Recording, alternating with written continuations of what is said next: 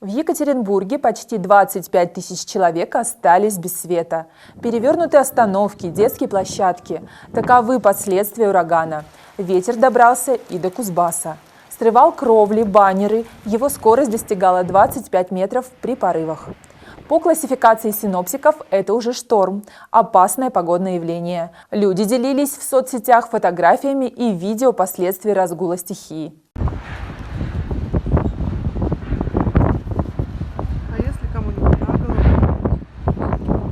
Максимальная сила ветра в Междуреченске составила 21 метр в секунду. По данным единой дежурной диспетчерской службы, обстановка в городе стабильная. Аварийных отключений электроэнергии не было. Напомню, работает единый номер, на который можно сообщить о поваленных деревьях, перевернутых конструкциях или других угрозах жизни и здоровью. Звоните в ЕДДС 8 904 570 80 14. Также оставить жалобу можно в приложении «Кузбасс онлайн».